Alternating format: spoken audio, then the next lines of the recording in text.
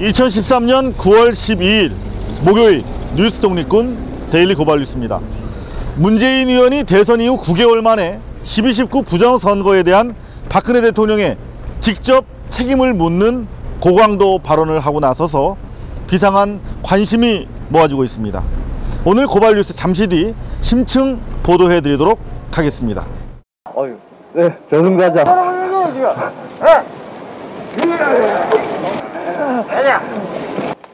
어디로 갈까? 지옥으로 갈까?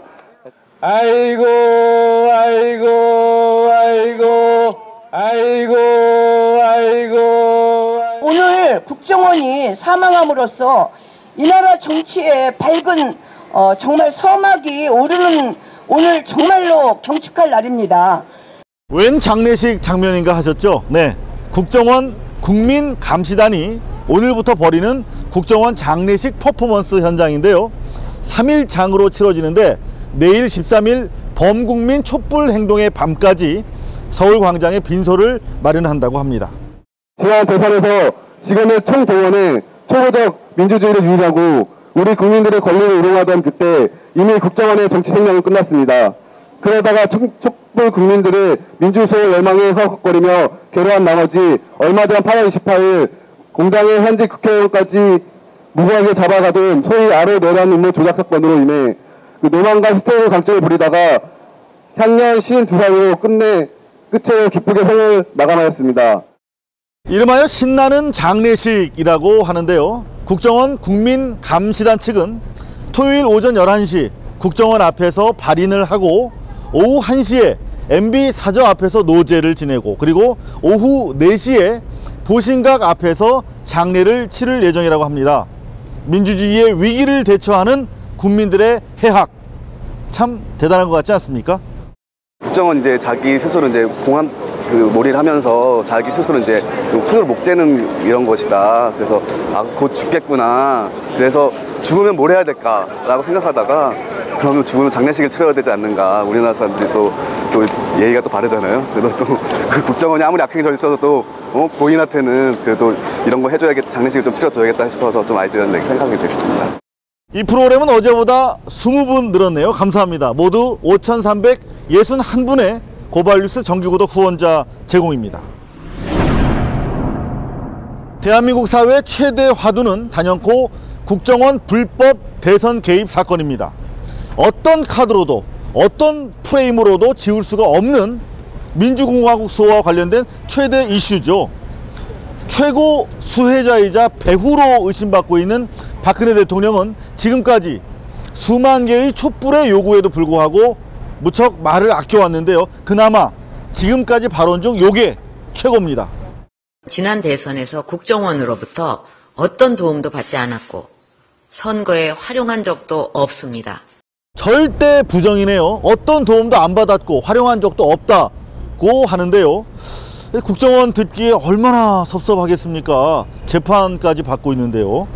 이 국정원 불법 선거 개입으로 피해를 본 문재인 의원은 그동안 박근혜 대통령만큼이나 말을 아껴왔는데요. 대선 불복 세력으로 비칠까 극도로 몸을 사려왔죠. 그런 문재인 의원이 오늘 대선 9개월 만에 처음으로 작정을 하고 입을 열었습니다. 국정원 선거 개입은 민주주의 규칙을 파기한 것이고 박근혜 후보 본인이 이를 직접 선거운동에 악용했다고 말했습니다. 박근혜 대통령이 그 수혜자입니다. 박근혜 대통령 본인과 선대위가 직접 선거운동에 악용하기로 했습니다. 본인과 선대위가 직접 국정원을 선거운동에 악용했다. 즉 박근혜 대통령이 선거 부정의 주체라고 지목한 것인데요. 결정적인 발언을 한 것입니다. 죽은 노무현이 산 문재인을 말하게 한 걸까요? 오늘 국회 헌정기념관에서 열린 노무현 대통령 기념 심포지움에서 문재인 의원이 9개월 만에 입을 열어서 한 말입니다. 오늘 발언은 그동안 어떠한 도움도 국정원으로부터 받지 않았다며 저강도 셀프 개혁을 주문하는 등 국민 여론과 상반된 행보를 보여준 박근혜 대통령에 대한 정면 승부를 예고하는 것으로도 해석됩니다. 한국 민주주의 위기 진단과 재민주화를 위한 모색이라는 이름의 심포지엄 인사말에서 밝힌 내용인데요. 해당 부분을 좀 더 자세히 들어보시겠습니다. 왜 지금의 상황을 민주주의의 위기라고 할까요? 민주주의의 근간을 위협하는 일들이 공공연하게 벌어지고, 그런데도 민주주의를 지키는 방어 기제가 작동하고 있지 않기 때문입니다. 민주주의란 상식과 합리에 기초해서 정치를 하자는 것입니다. 국가정보원의 대선 개입과 에데렌 포기 논란의 본질은 정보기관이 나서서 그들이 원하는 선거 결과를 만들어내려는 것입니다. 그리고 그 목적을 위해서 안보를 선거 공작에 악용하고 국가 권력을 사유화한 것입니다. 그것이 실제로 선거 결과에 얼마나 영향을 미쳤느냐에 상관없이 그 자체로서 선거의 공정성과 정당성을 무너뜨렸습니다. 민주주의의 규칙이 깨어진 것입니다. 그런데 이 엄중한 사태를 놓고 집권당은 오히려 책임자를 비호하고, 대통령은 자신과 상관없는 일이라며 야당 대표와의 만남도 거부합니다. 이렇게 정치에서 상식과 합리가 사라지면 공정한 경쟁도 승복도 대화와 타협도 불가능해집니다. 그리고 그 피해는 고스란히 국민들에게 돌아가게 됩니다. 박근혜 대통령이 알았던 몰랐던 새누리당 정권 하에서 새누리당의 집권 연장을 위해 자행된 일입니다. 그리고 박근혜 대통령이 그 수혜자입니다. 박근혜 대통령 본인과 선대위가 직접 선거 운동에 악용하기도 했습니다. 따라서 박근혜 대통령이 직접 나서서 이 문제를 풀어야 합니다. 이 문제를 풀어야 할 책임도 또 풀 수 있는 대법도 박 대통령에게 있기 때문입니다. 국정원이 다시는 선거 개입, 정치 개입을 하지 못하도록 진상을 밝히고 엄중한 조치와 함께 국정원을 바로 세우면 됩니다. 당장 다음 주 월요일 16일 박근혜 대통령으로부터 3자 회담 제안을 받아놓은 민주당 김한길 대표는 무거운 짐을 떠안게 됐습니다. 문재인 의원이 박 대통령을 국정원 악용의 수혜자이자 나아가 주체로 규정한 마당에 고만고만한 추석맞이 선물 보따리를 가지고 돌아왔을 때 심각한 반발에 직면하게 될 게 뻔하기 때문입니다. 제가 광장에서 노숙을 시작한 지도 보름이 훌쩍 넘었습니다. 민주주의 회복과 국정원 개혁, 벼랑 끝에 놓인 서민과 중산층의 민생을 살리겠다는 민주당 전체 구성원들의 강력한 의지에도 한밤 광장 천막에 누워 있으면, 특히 그제처럼 비라도 내리는 새벽이면 더더욱 노무현 대통령님, 김대중 대통령님, 두 분 대통령님의 빈자리가 그립습니다. 대선 과정의 문제점에 대한 정면 거론, 박근혜 대통령의 직접 책임론이 그 당사자인 문재인 후보에 의해 제기된 만큼 향후 전국은 한치의 양보도 없는 대결 국면으로 치닫게 될 가능성이 커졌는데요. 노무현 기념 심포지움에 참석한 안철수 의원의 입장 또한 뻘쭘해졌습니다. 올해 심포지엄 주제로 선정하셨습니다만 국정원 개혁은 시작도 되지 않았고, 거기에 정상회담 대화를 공개, 사초분실 논란까지 올해 전국 내내 혼란스럽기 그지없었던 것 같습니다. 저도 이 상황들 속에서 문제 제기들을 나름대로 열심히 했습니다만 한 개인 의원의 힘으로는 역부족이라는 사실을 절감하기도 했습니다. 오늘 사회를 맡은 서울대 조국 교수는 한국 민주주의가 포위된 민주주의, 즉 수구 동맹에 둘러싸인 섬과 같은 민주주의였다며 성곽이 조금만 무너져도 한순간에 민주주의를 빼앗길 수 있다고 지적했습니다. 오늘 특히 이제 노무현 대통령 생신 기념이시기 때문에 이런 민주화의 후퇴 상황을 보면서 그 서민 대통령이었던 노무현, 그리고 야생마 같았던 노무현, 이 노무현 대통령 이 사태를 보면 어떤 생각을 할까, 또 어떻게 생각하고 어떻게 행동할까 이 자리에 모이신 분들이 한 번 더 생각해 보시면 적절할까 생각하고 있습니다. 오랜 친구 노무현이라면 어떻게 생각하고 또 어떻게 행동했을까? 국정원 불법 선거 개입 주체로 박근혜 대통령을 지목한 노무현의 버디, 문재인 의원의 향후 행보에 관심이 모아지고 있습니다. 국정원 부정선거 4대 의혹 인사 중에 사령탑이죠. 새누리당 김무성 의원. 그분이 왜 그렇게 길을 쓰고 교학사 역사 교과서를 비호하고 있는지 궁금하시죠? 국정원 부정선거 집권 의혹 세력이 왜 교과서를 바꾸려고 애를 쓰는지, 또 교과서가 바뀌면 어떤 무서운 일이 일어나는지 서혜성 교수가 설명해 드립니다. 3분 직설입니다. 그리고 내려는 뭐가 터졌습니다. 상영 예정 영화가 극장에서 내려갔습니다. 대학에서 강연이 취소되고 자본론 강의를 하는 교수를 제자가 고발했습니다. 한 시민단체 후원행사장 앞에 칼을 물고 나타난 폭력행위가 버젓이 신문에 보도되어도 아무 일 아니라는 듯 지나가고 있습니다. 남의 결혼식장에 누군가 오물을 던지고 야유를 퍼붓고 있습니다. 일본 수산물에 방사능 2를 달면 괴담이 되고 있습니다.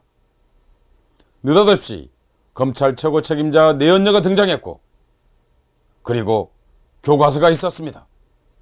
검정을 통과한 고등학교 한국사 교과서가 있었습니다. 한국에서 발행되는 교과서는 한국사뿐 아니라 명백하게 두 가지를 엄숙히 지키고 또한 지향해야만 합니다. 바로 항일운동과 민주화운동입니다. 우리 대한민국 헌법 전문은 대한민국 임시정부 법통과 불의에 한가한 4.19 민주이념 개성을 모든 조문에 앞서 명토받고 있습니다. 전문인 까닭에 부칙 포함 136개 조문은 마땅히 이 가치 아래에 복속되고 있는 것입니다. 우리네 삶 또한 마찬가지로 그 자장 안에 있으면 말할 나위가 없습니다. 역으로 이는 그에 반한 활동과 역사에 대해 준열하게 꾸짖으라는 뜻이기도 합니다. 이는 결코 사관의 문제가 아니라는 뜻입니다. 해석과 관점을 달리할 수 있다고 해서 식민지 근대화론인이 하는 공동체 매매와 파괴, 전복행위 내지는 동조행위까지 성질이 달라지는 것은 아닙니다. 그렇다면 역사 따위는 필요 없고 폭력과 악이라 해도 지배의 정당성만을 오직 역사로 기록해야 합니다. 이는 역사가 아니라 주관적으로 기술하는 집안 내력 혹은 족보일 따름입니다. 사설 역사는 역사가 아닙니다.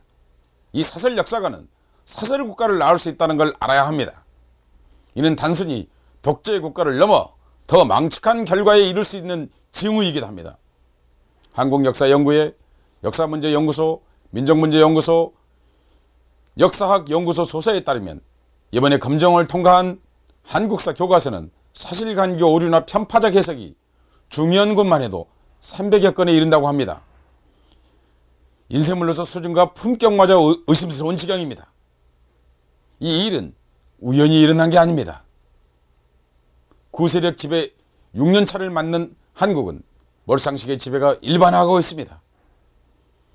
8월 전후에 일어난 일만 꼽아봐도 한국 사회는 상식과는 다른 방향으로 흘러가고 있습니다. 이러한 사태에 대해 사소한 이의만 다뤄도 입초시에 종북을 올리고 있습니다. 한국사 교과서 집필 사관과 기술 오류에 대한 비판마저 종북 딱지를 붙이고 있습니다. 대신에 이 굴절된 집필자들에게는 박수를 보내고 있는 상황입니다. 요컨대 이 교과서는 한국 보수 지배 세력이 얼마나 해괴한 역사관을 갖고 있는가를 입증하고 있는 문서라고 해야 할 것입니다. 친일과 독재 역사는 반성과 징계라는 궤적을 벗어나는 순간 상식도 역사도 설 자리를 잃고 맙니다. 과거 독재 세력이 국가 권력을 빌어했던 일을 민간이 나서서 일을 벌이고 있는 이 사태는 이전과 성질을 달리합니다. 자칫 민족사로서 민주시민으로서 공동체 역사에 대한 성찰을 잃어버린다면 그 자리에 깃드는 건 파시즘의 망령입니다.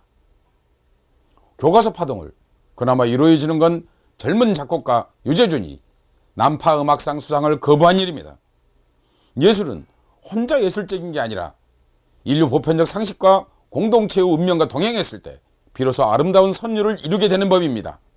그의 결정이 오늘 음악 소리로 들리는 까닭입니다. 역사 또한 다를 수 없습니다. 어느 시대든 역사를 지켜낼 수 있는 건 상식을 가진 시민의 지혜뿐입니다. 3분 직설이었습니다. 새누리당이 지난 국정조사 과정에서 대선 개입 혐의를 받고 있는 국정원의 감시자가 아니라 대변인, 나아가 보호자를 자임하고 나서서 비판을 받고 있는데요. 이번에는 대한민국 국민들에게는 규탄의 대상이고 일본 사람들이 환영하는 교학사 교과서의 보호자를 다시 한번 자처하고 나섰다고 합니다. 누군가 봤더니 총대를 맨 사람이 부정선거 의혹 4인방 중 우두머리죠. 김무성 의원이었는데요. 좌파와의 전쟁을 이기기 위해서 우파 역사를 가르쳐야 한다, 이렇게 주장해온 김 의원. 어제 교학사 역사책 저자를 초청해서 큰 박수를 보냈다고 합니다. 뉴라이트 교과서 비유하는 교과부를 규탄한다! 규탄한다! 규탄한다! 규탄한다! 교학사 한국사 교과서는 교과서로서 갖추어야 할 기본 요건 가운데 어느 하나도 충족시키지 못하였다. 무려 300여 건에 이르는 각종 오류가 확인되었으며 이 중 근현대사 부분이 201건으로 전체의 3분의 2를 차지한다고 한다. 게다가 교학사 교과서는 잘못된 내용을 확인도 하지 않은 채 베낌으로써 표절 의혹까지 사고 있다. 오늘 광화문에서 뉴라이트 교과서 무효화 국민 네트워크가 출범했는데요. 현재까지 흥사단과 학술단체 협의회 등 학술, 시민, 사회단체 등 465개 단체가 참여하고 있다고 합니다.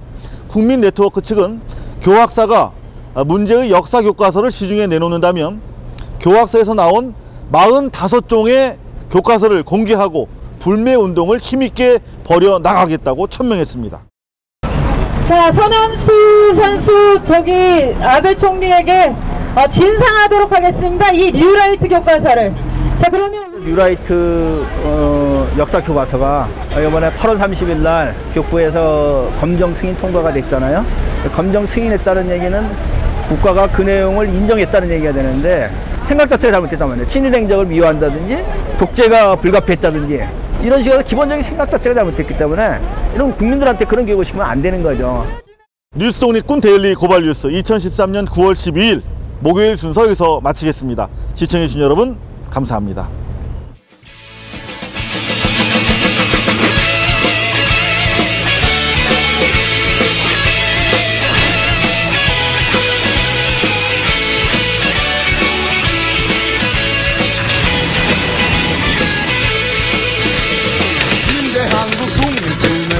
용사야 조국의 부르심은 네가 아느냐. MBC 본사에 계셨을 때는 그 장비 때문에 이렇게 낯선 일이 없었겠죠.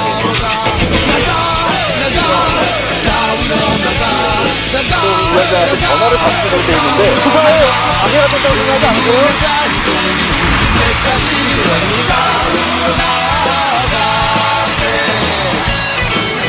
10년 전에 고발뉴스닷컴 이상호 기자의 고발뉴스라고 하는 홈페이지를 만들면서 그때 사실 어렸을 때 소년병 기자 생활 할 때부터 너무 많은 사람을 구속시켰거든요.